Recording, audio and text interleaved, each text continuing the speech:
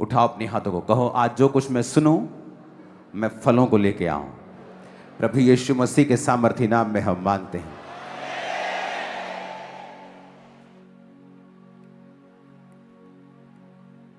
आप लोग, मुझे विश्वास है कि आप लोग ऑनलाइन इस झारखंड के क्रूसेड को अटेंड कर रहे होंगे। हाँ, सभी थे ऑनलाइन।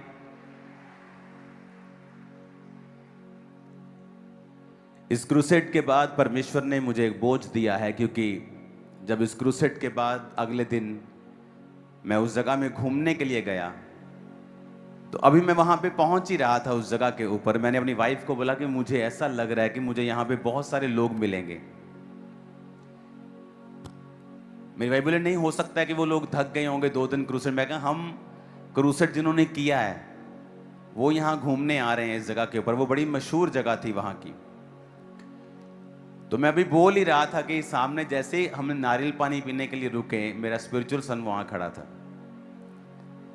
उसके आगे रुके तो पास्टर्स मिलने लगे।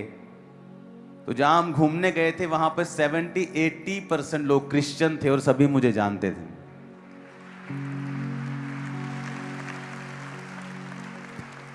और पास्टर्स बहुत से मुझे मिले।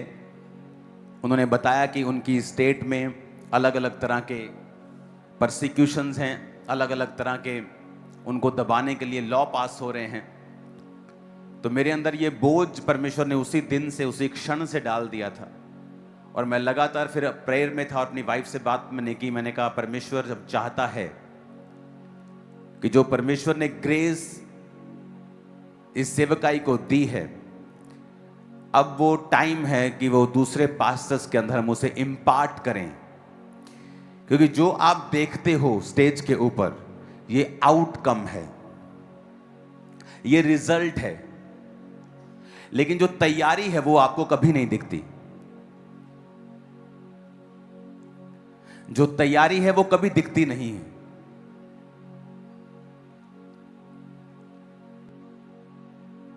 अपने पड़ोसी को बोलो तैयारी दिखती नहीं कभी। जो आप बिल्डिंग देखते हो ना, बुर्ज खलीफा देखते हो आप, वाह कितना लंबा है, कितना अच्छा है, लेकिन उसकी जो नींव है वो उससे कहीं अधिक मुश्किल, मजबूत, फैली हुई है जितना आपको वो दिखता है। तो परमेश्वर मेरे अंदर ये बोझ लगातार डालता ही जा रहा था कि मैं, क्योंकि उस पास्टर मीटिंग जैसे हम करते हैं, एक दिन की पास्टर्स आते हैं और चले जाते हैं, अब वो मीटिंग ऐसी नहीं होगी। उसमें जो शेड्स हैं उनको स्पेशली तैयार किया जाएगा पास्टर्स, उनकी फैमिलीज के रहने के लिए। स्पेशल खाने का मेन्यू रेडी होगा, स्पेशल टीचिंग्स होंगी, वीडियो डेमोन्स्ट्रेशन होगी, रिटन टीचिंग होगी, सेमिनार्स होंगे, और उसमें बहुत से लॉयर्स भी होंगे जो आपको लॉ के बारे में भी बताएंगे। उसमें एक सेशन ऐसा भी होगा, हीलिंग सेशन होगा, टीचिंग सेशन होगा और सेमिनार्स होंगे। और ये इसलिए कि परमेश्वर के जो लोग हैं उनको ये बताया जा सके कि हर एक परिस्थिति के नीचे आपको गॉस्पल कैसे प्रीच करना है। क्योंकि जो तैयारी है वो कभी नजर नहीं आती। अब जब जीसस को लोग मिलते थे तो बाइबल कहती है कि भीड़ की भीड़ यीशु मसीह के पीछे रहती थी। जब भीड़ की भीड़ परमेश्वर के पीछे रहती थी तो वचन कहता है कि लोग उस पर गिरना चाहते थे, लेकिन किसी को भी जीसस के बारे में इतना पता नहीं था, पर्सनल लाइफ के बारे में। वो चेलों को मालूम था। इसलिए वचन कहता है कि वो 3-3.5 साल उसने चेलों को ट्रेंड किया। यीशु मसीह ने लोगों के साथ सिर्फ 34 दिन बिताए हैं सेवकाई के दौरान। जब वो लोगों के साथ बैठे, उनको हील किया, उनको डिलीवर किया, उनको प्रीच किया। और उस, आप इमेजिन करो, लाखों लोगों के साथ उन्होंने 34 दिन बिताए हों और सिर्फ 12 लोगों के साथ उन्होंने 3-3.5 साल बिताए हों। बुद्धि क्या कहती है कि लाखों लोगों के साथ ज्यादा समय बिताना चाहिए कि 12 लोगों के साथ ज्यादा समय बिताना चाहिए? अरे भाई, लाखों लोगों के साथ ज्यादा समय बिताना चाहिए, लेकिन परमेश्वर ने लाखों लोगों के साथ सिर्फ दिन बिताए हैं, लेकिन अपने चेलों के साथ उसने साल बिताए हैं। उसका रीजन ये था कि परमेश्वर ये चाहते थे कि उसके जो चेले हैं वो चीज़ों को सीखें जो लोगों को नज़र नहीं आती, लोगों को सिर्फ रिजल्ट नज़र आता है। ओ अच्छा लंगड़ा चल पड़ा, ओ अच्छा रसौली गायब हो गई, ओ अच्छा 20 साल बाद बेबी हो गया, ओ परमेश्वर ने कितना बड़ा चमत्कार किया, वो कभी चला नहीं था। आपको सारे ये रिजल्ट नज़र आते हैं, लेकिन इसके पीछे की तैयारी, इसके पीछे की प्रिपरेशन, इसके पीछे का सेक्रीफाइस वो लोगों को कभी भी नज़र नहीं आता था। तो वो चेलों को परमेश्वर ने वो साइड दिखाई, और उन चेलों में भी कुछ ऐसे थे जो ज्यादा काम कर सकते थे दूसरे चेलों के मुकाबले में। वो कम काम कर सकते थे, कुछ ज्यादा काम कर सकते थे। ये बात थी कि परमेश्वर जो कुछ उन्हें दिखा रहा है, परमेश्वर जो कुछ उन्हें उन पर प्रकट कर रहा है, वो उसको कितना फॉलो कर रहे हैं और उनकी जिंदगी में परमेश्वर के प्रति कितना समर्पण है। ऊंची आवाज में कहो हालेलुया। तो ये बोझ अब मेरे अंदर घर कर चुका है कि मैं पास्टर्स को बुलाऊं और उन्हें ये टीच करूं, और ये टीचिंग लंबी होगी, सुबह घंटों हो रही है, फिर लंच टाइम के बाद शाम को घंटों हो रही है, और दिन रात हो रही है, फिर 1 दिन, फिर 2 दिन, फिर 3 दिन, फिर प्रेयर माउंटेन के साथ, प्रार्थना के साथ वो जुड़ेंगे। तो वो पूरा हफ्ता हम यही काम करेंगे। तो पास्टर्स को ईस्टर के बाद मैं अनाउंसमेंट करूंगा कि हम कब वो मीटिंग चर्च में अरेंज कर रहे हैं। तो ये एक ब्लेसिंग होगी कि पास्टर्स, क्योंकि पास्टर अगर अच्छी तरह से सीखता है, वो हजारों को बचाता है, वो सैकड़ों को छूता है। अगर वो ट्रेंड है, अगर वो वेल इक्विप्ड है, अगर उसे पता है कि मुझे क्या करना है, मुझे किस तरह से सेवकाई को करना है, जब विरोध है तब मुझे क्या कहना है, किस तरह से सेवा को आगे बढ़ाना है। तीतुस 1 उसकी 4 आयत में लिखा है, तीतुस के नाम जो विश्वास की सहभागिता के विचार से मेरा सच्चा पुत्र है। ये पौलुस कह रहा है। तीतुस भी उसका एक स्पिरिचुअल सन था। परमेश्वर पिता और हमारे उद्धारकर्ता मसीह यीशु की ओर से तुम्हें अनुग्रह और शांति मिलती रहे। मैं इसलिए तुम्हें क्रेते में छोड़ आया था कि तू शेष बातों को सुधारे और मेरी आज्ञा के अनुसार नगर नगर प्राचीनों को नियुक्त करे, जो निर्दोष और एक ही पत्नी के पति हों और जिनके बच्चे विश्वासी हों, जिनमें लुचपन और निर्कुंशता का दोष ना हो, क्योंकि अध्यक्ष को परमेश्वर का भंडारी होने के कारण निर्दोष होना चाहिए। ना हठी, ना क्रोधी, ना पियक्कड़, ना मारपीट, ना नीच कमाई का लोभी, अतिथि सत्कार करने वाला, भलाई का चाहने वाला, संयमी, न्यायी, पवित्र, जितेंद्रिय। यानी जितेंद्रिय का मतलब कि जिसने अपनी इंद्रियों, जिसने अपनी वातावरण, अपने जीवन के ऊपर फतह को प्राप्त किया हो, जो अपने एटमॉस्फेयर से, अपनी परिस्थितियों के सामने झुका ना हो। ये एक टीचिंग है जो एक प्रेरित पास्टर को दे रहा है। पौलुस ने, अगर मैं पौलुस की मिशनरी यात्राओं को पढ़ रहा हूं और अगले हफ्ते पाम संडे है, तो अगले हफ्ते का जो आनंद है वो पूरा साल छाया रहता है हमारे जीवन के ऊपर। तो खजूरों के डालियों के साथ आना है, समय से पहले आना है। फिर आपको जिद नहीं करनी मुझे इसी हॉल में बैठना है, मुझे वहां नहीं बैठना। आपको समय से पहले आना है। इस हॉल को और अधिक कोशिश करेंगे पीछे से और इधर उधर से करें, इसको और बड़ा करें ताकि ज़्यादा से ज़्यादा लोग इस हॉल में आ सकें। तो तैयार रहना है पाम संडे, बेस्ट संडे को रिसीव करने के लिए। आमीन। और उसके बाद फिर आपको बताने की जरूरत नहीं, रियल होली कम्युनियन डे, जिस दिन यीशु मसीह ने सच में प्रभु भोज लिया था, और उसके बाद गुड फ्राइडे, जीसस क्राइस्ट के सूली पे टांगे जाने का दिन, और उसके बाद ईस्टर यानी प्रभु यीशु मसीह के जी उठने का दिन। अभी तो मुझे आपको इनवाइट करने की भी जरूरत नहीं। इन दिनों में जाओ, लोगों को इनवाइट करो। इस संडे से लेके अगले संडे जितनी मीटिंग्स आती हैं, सब मीटिंग्स को अटेंड करके अंदर भर लो। पूरा साल काम आएंगी ये मीटिंग्स। हालेलुया। अब पौलुस यहां कह रहा है कि मैं तुझे क्रेते में इसलिए छोड़ आया कि तू शेष रहित बातों को सुधारे और नगर नगर प्राचीनों को नियुक्त करे और उनकी खूबियां बताएं कि वो निर्दोष हों, एक ही पत्नी के पति हों। परमेश्वर के वचन के मुताबिक जो सेवकाई करने वाला व्यक्ति है, उसके लिए परमेश्वर ने स्ट्रॉन्ग नियम ठहराए हैं। विश्वासियों के लिए वो नियम इतने स्ट्रांग नहीं। विश्वासी गलती करता है, माफी मांग लेता है, आमीन कर देता है, फिर गलती करता है, माफी मांग लेता है, उसकी लाइफ में ऐसे ही चलता रहता है। लेकिन सेवकों के लिए परमेश्वर ने ऐसा नियम नहीं ठहराया है। सेवकों में तो ये भी लिखा है कि जो एक बार गिर गया वो दोबारा से उस फिर पदवी को ना पकड़े। बहुत कठिन सेवकाई के रूल हैं, लेकिन आज शायद वो नई चर्च फॉलो नहीं कर रही, वो बात अलग है। जो निर्दोष हो, एक ही पत्नी के पति हों, जिनके ऊपर कोई फाइनेंशियल फ्रॉड ना हो, जिनके ऊपर कोई फिजिकल फ्रॉड ना हो, जो अपने आप को इन दुनिया की चीजों से अलग रखते हों। हालेलुया।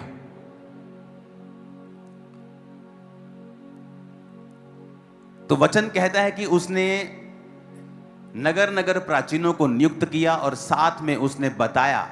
अगर आप पौलुस की शिक्षाओं को पढ़ेंगे तो उसने अगर पत्रियां लिखी हैं, उन पत्रियों में सारी बात ही उसने चरित्र की है, विवेक की है, करेक्टर की है, विश्वास की है, अड़े और खड़े रहने की है, सताव सहने की है, प्रचार करने की है। आपको अगले संडे से मैं मिशनरी यात्राओं के बारे में सिखाने वाला हूं कि किस तरह पौलुस आज के तुर्की से, जो आज तुर्की है, वहां से वो स्टार्ट करता है, उसका विरोध होता है और वो वहां से चलता है ग्रीस की ओर। जो आज ग्रीस है वो वहां से चलता है एथेंस की ओर। उसके बाद जितने भी आप वचन पढ़ते हो, गलातिया, अब वो सारे उसी रास्ते में आते हैं। वो दिरबिया जिसको आप पढ़ते हो प्रेरितों के काम के अंदर, वो उसी ग्रीस में आता है जहां पर वो पौलुस जेल में बंद किया गया था और जेल टूट गई थी जब वो वर्शिप कर रहे थे पौलुस और सिलास। वो आज भी वो जेल उसी कंडीशन में ग्रीस में मौजूद है। तो आज जब आप देखेंगे तुर्की से किस तरह वो उसका विरोध हुआ, वो ग्रीस में गया, वहां से विरोध हुआ, ग्रीस से आगे गया, उसके आगे गया, इटली में गया, उसके बाद पूरे यूरोप में वो प्रचार करके नगर नगर प्राचीनों को नियुक्त करके वो ध्यान देता था कि जो प्राचीन, जो पास्टर्स हैं, सेवा करने वाले, उनके जो चरित्र हैं वो मजबूत हों, उनकी नींव मजबूत हो, उनकी जिंदगियां मजबूत हों, ताकि जो कलीसिया है वो उन्नति पाए, वो देह जो है वो उन्नति पाए। हालेलुया।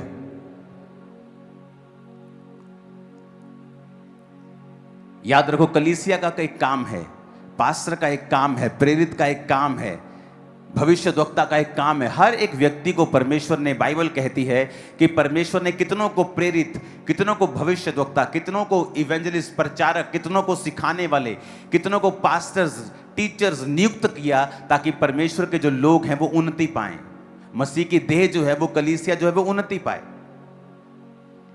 हालेलुया। जब छत्तीसगढ़ के बारे में मुझे मालूम हुआ और बाकी स्टेट्स के बारे में मालूम हो रहा है, ये ज़रूरी है कि आप लोग पास्टर्स के लिए प्रार्थनाएं करें, चर्चिस के लिए प्रार्थनाएं करें, चीज़ों के लिए प्रार्थनाएं करें कि परमेश्वर जो ग्रेस आपको दे रहा है वो दूसरे भी उससे प्रभावित हों, उससे आशीषित हों। आमीन।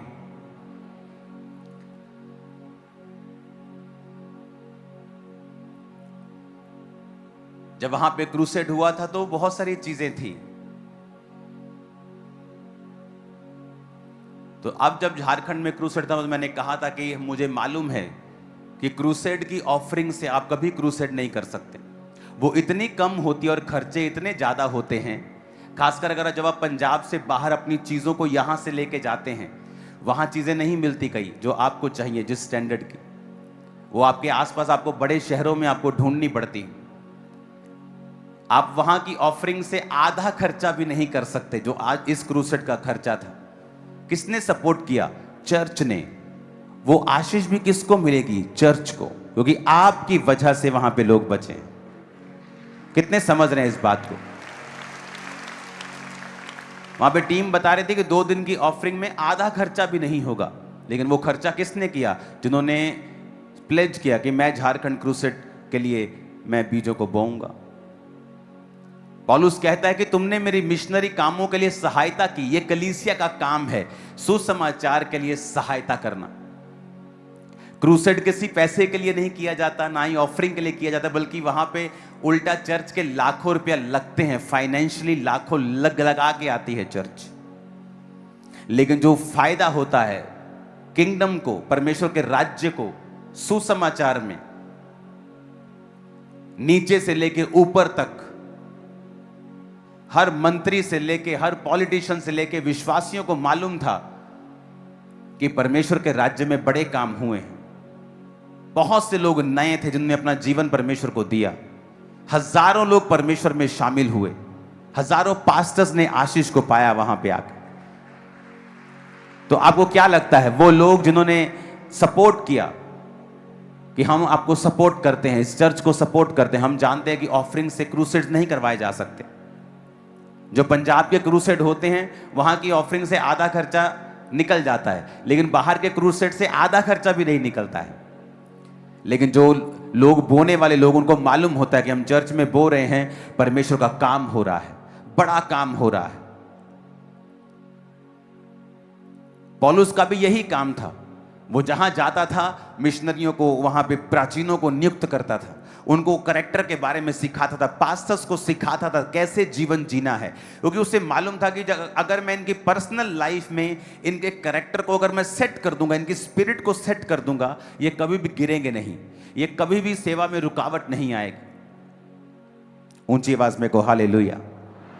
9 आयत में लिखा है, और वह विश्वासियों के वचन पर जो धर्मोपदेश के अनुसार है स्थिर रहे, और कि खरी शिक्षा से उपदेश दे सके और विरोधियों के मुंह बंद कर सके, क्योंकि बहुत से लोग निर्कुंज, बकवादी और धोखा देने वाले हैं, विशेष करके खतना वालों में से। जब पौलुस प्रीच कर रहा था तो उसने कहा जो मेजर प्रॉब्लम है ना, वो पता क्या है, वो अविश्वासी नहीं है, वो यहूदी हैं, वो क्रिश्चियन लोग हैं, जो मेन बकवाद करने वाले, झूठ फैलाने वाले, निर्कुंज, धोखा देने वाले। निर्कुंज का मतलब जिनको खुद कोई दर्शन नहीं है, लेकिन पौलुस जो दर्शन के नीचे था उसकी वो खिलाफत करते थे। कहता है खतना वालों, विशेष करके खतना करने वालों से इनका मुंह बंद करना चाहिए। ये लोग नीच कमाई के लिए अनुचित बातें सिखाकर घरों के घर बिगाड़ देते हैं। कहता है ये लोग जो अपने आप को मसीही कहते हैं, क्रिश्चियन कहते हैं, नीच कमाई के लोभी हैं। आज चर्च में सिस्टम है, अगर आपको क्रूसेड करवाना है, आपको इसी नंबर पे ऑफरिंग भेजनी है। क्यों? ताकि लोग इस मिनिस्ट्री का नाम गलत इस्तेमाल कभी ना कर सकें, इसको बिजनेस ना बना सकें। यहां जब पास्टर्स लोग आएंगे, लाखों रुपए का खर्चा होगा, लाखों रुपया फूड का, लाखों रुपया चीजों का, लेकिन एक भी पास्टर से 50 रुपए भी रजिस्ट्रेशन नहीं ली जाएगी। सब फ्री आएंगे, सब रहेंगे, खाएंगे, पिएंगे, सीखेंगे, उनको देकर भेजेंगे अनॉइंटिंग ऑयल, उनको रुमाल, उनको ब्लेसिंग की चीजें। हालेलुया। जो क्रूसेड्स आज लोगों की कमाई का साधन बन गए कि बड़े पास्टर का क्रूसेड करवाओ, पैसे ऐंठो लोगों से और फिर कहो जी हमने क्रूसेड करवाया। मैंने कहा ऐसा नहीं होगा। आप एक सिस्टम के नीचे काम करेंगे और यही सिस्टम होगा कि लोग एक जगह बोएंगे, वहां से सारा खर्चा होगा, चर्च पे कर देगी। हम अपना साउंड, अपनी चीजें, अपनी स्टेज, सब कुछ अपना लेके गए इधर से, और क्लीन क्रूसेड, फायर से भरा हुआ, आग से भरा। अब तक आग मेरे जीवन पे है उस।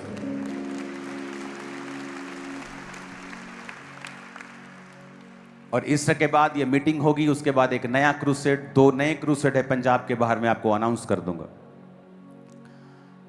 तो अब वो टाइम है कि हम लोग ये समझें कि हमें परमेश्वर के किंगडम के लिए कार्य करना है।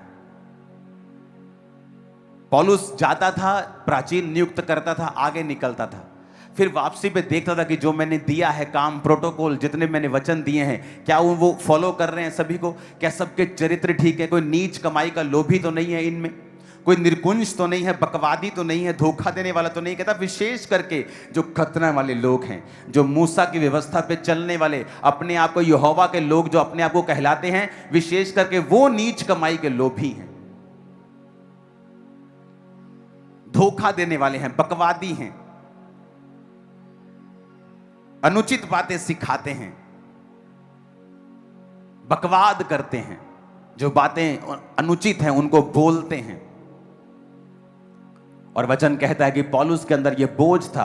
अगर इसलिए आज जब आप यूरोप साइड जाएंगे आपको डायरेक्ट दिखेगा कि यहां पर जो काम किया गया था उसका असर आज 2000 साल बाद भी आपको वहां नजर आता है। 2000 साल बाद भी मसीह में की गई मेहनत कभी व्यर्थ नहीं जाती। आज पूरा वर्ल्ड आप इस कलीसिया को देख रहा है, पंजाब की कलीसियाओं को वो देख रहे हैं कि किस तरह से परमेश्वर ने हमें ब्लेस किया और किस तरह से परमेश्वर ने आपकी मेहनत को व्यर्थ नहीं होने दिया। और आप रीजन बने लोगों के विश्वास में बढ़ने का, पास्टर्स के लिए इंकरेजमेंट में रहने का कि परमेश्वर सब कुछ कर सकता है। अगर हम अड़े रहेंगे, खड़े रहेंगे तो डेफिनेटली गवाही के साथ ही वापस आएंगे। आमीन।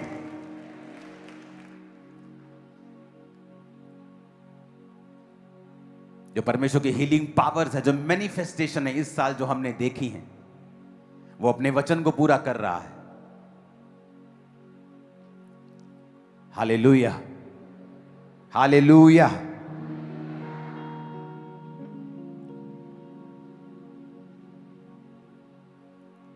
अपने देश के लिए अपने हाथों को उठा के प्रार्थना करेंगे। सुनो, जो कुछ देश में घट रहा है, सिलेंडर नहीं है, वो नहीं है, सब कुछ सरकार के ऊपर नहीं होता। जब युद्ध शुरू हो जाता है सरकार कुछ नहीं कर सकती। तो हमारी प्रार्थनाओं की जरूरत है। इस देश को, आप लोगों को अपने हाथों को उठाएंगे, अपने देश के लिए प्रार्थना करेंगे। खुदा बाप, उस युद्ध के ऊपर तेरा हाथ आए, तेरी शांति आए।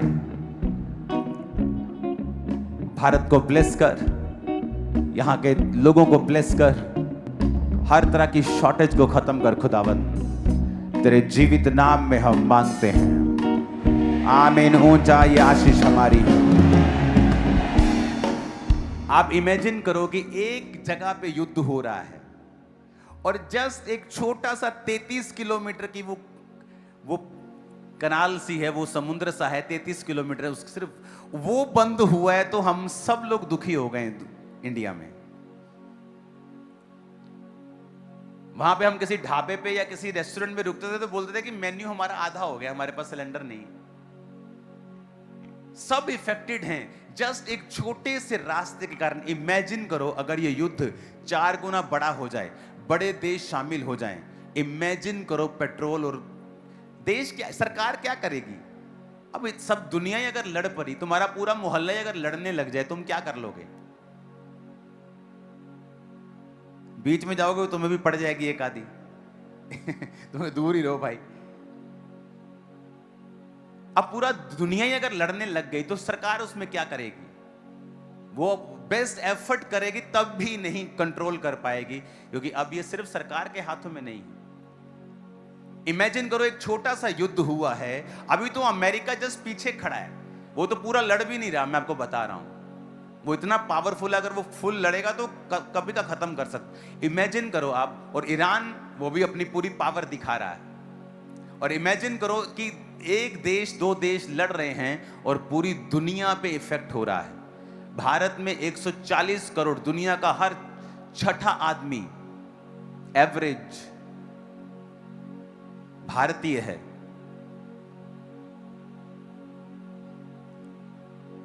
एक छोटे से युद्ध ने दुनिया के तीसरे हिस्से को, अगर आप बाकी देश भी लगा ले, चौथे तीसरे हिस्से, दूसरे हिस्से को लगा लो आप, इफेक्ट कर दिया है एक छोटे से युद्ध ने। इमेजिन करो जब ये युद्ध वर्ल्ड वॉर होगा, इमेजिन करो क्या हाल होगा। इसलिए मैं कहता हूं जो लोग धर्मी होंगे, जो लोग प्रभु में होंगे, वही बचाए जाएंगे।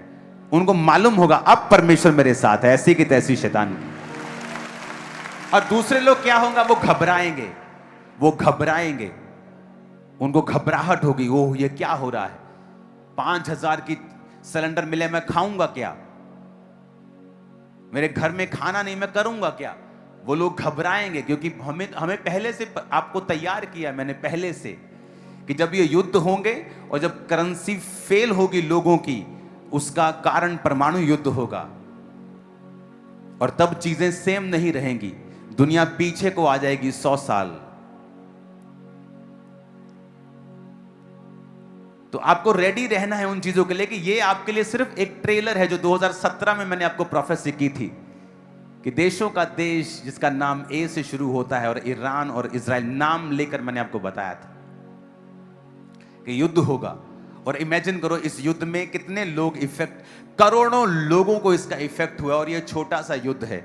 इमेजिन करो जिस दिन ये वर्ल्ड वॉर में बदल जाएगा, रूस इसमें आ जाएगा, चाइना इसमें आ जाएगा, अमेरिका इसमें आ जाएगा, यूरोप इसमें आ जाएगा, मिडिल ईस्ट इसमें आ जाएगा, ईरान इराक आ जाएगा। इमेजिन करो क्या हालत होने वाली है।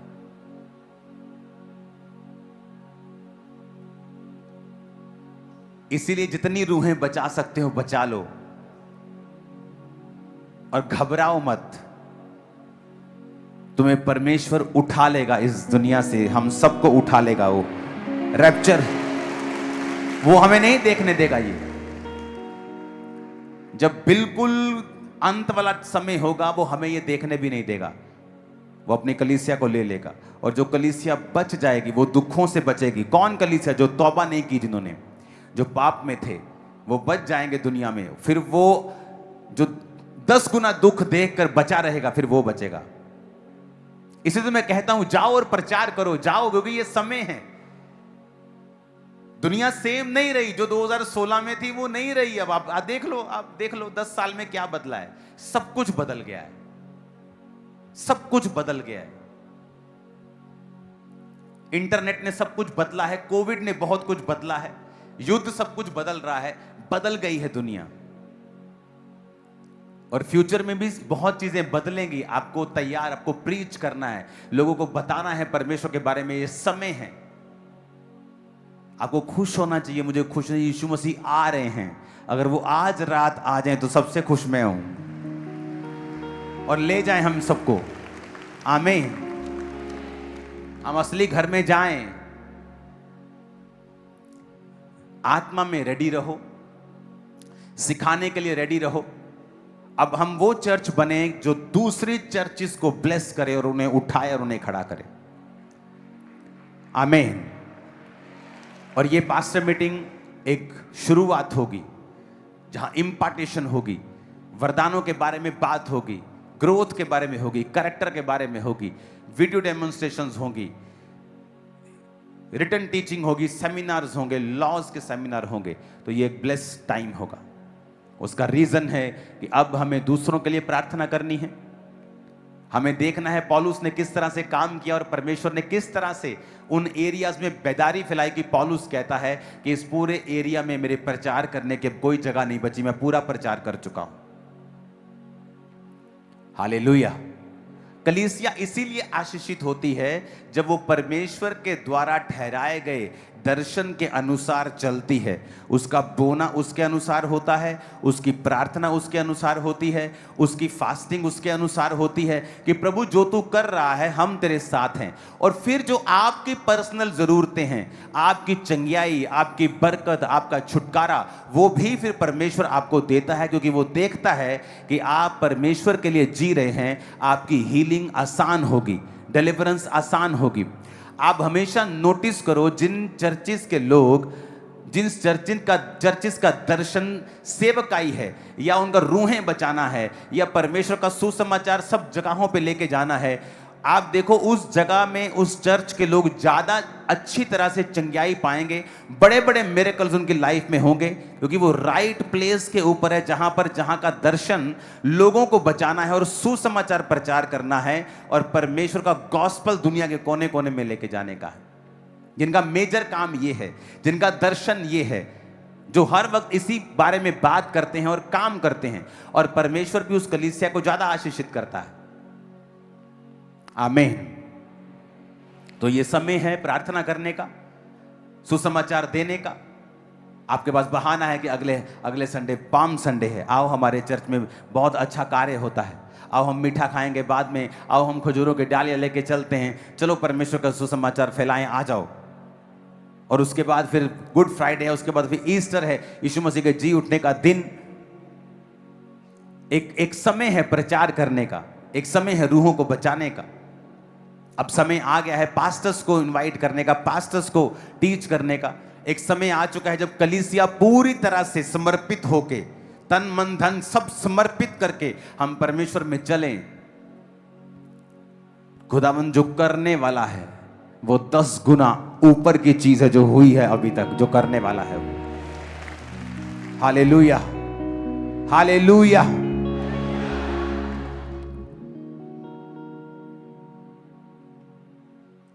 क्रूसेड के बाद पीएनजी के प्राइम मिनिस्टर का मुझे वीडियो कॉल आया, मुझे कॉन्ग्रेचुलेट कर रहे थे कि मैंने वो मीटिंग देखी, वाह बड़ा अच्छा था। कि पूरी दुनिया तक वो सुसमाचार क्या है कि परमेश्वर क्या कर रहा है। अब हमें प्रार्थनाओं में रहना है, पूरी दुनिया के लिए प्रार्थना करनी है, पास्टर्स के लिए प्रार्थना करनी है, इंडिया की अदर स्टेट्स के लिए प्रार्थना करनी है, दूसरे पास्टर्स के लिए प्रार्थना करनी है कि परमेश्वर इस चर्च को यूज करे। प्रार्थना करनी है कि वो पास्टर्स को इंपार्ट कर सकें, उनको इक्विप्ड कर सकें, उनको ब्लेस कर सकें, उनको इनकरेज कर सकें। मैं एक्साइटेड हूं आने वाले दिनों के लिए, और मुझे मालूम है परमेश्वर ने हमारे लिए, आपके लिए, पास्टर्स के लिए एक बड़ा भंडार रखा है आत्मिक आशीषों का, जो हमें वो देने वाला है। और वो कृपा करेगा और वो दया करेगा। आमीन। हम सुपरनैचुरल पावर से चलेंगे, सुपरनैचुरल मैनिफेस्टेशन के साथ चलेंगे। आमीन। आपके हाथों में पावर है, आपके हाथों में जीवन है। आपको शायद मालूम नहीं होगा, बहुत लोग इस चीज से अनजान हैं। कई बार आपके जीवन में जब प्रॉब्लम होती है, आपके पेट का दर्द नहीं जा रहा है, आप मेडिसिन खा रहे हैं, आप टेस्ट करवा रहे हैं, आप इंडोस्कोपियां करवा रहे हैं, आप स्कैनिंग करवा रहे हैं, और एक दिन परमेश्वर का आत्मा आपको बोलता है, क्या कर रहा है तू? अपने पेट पे हाथ रख और कमांड कर। क्या कर रही है तू? अपने पेट, अपने यूट्रस पे हाथ रख और कमांड कर। क्या कर रहा है तू? अपने सिर पे हाथ रख और कमांड कर। आपको समझ आता है कि मेडिसिन परमेश्वर ने ठहराई हैं, टेस्ट खुदा ने बनाए हैं, लेकिन कई चीजें परमेश्वर चाहता है हमारे जीवन में सुपरनैचुरली हो, ना कि दवाइयों के साथ।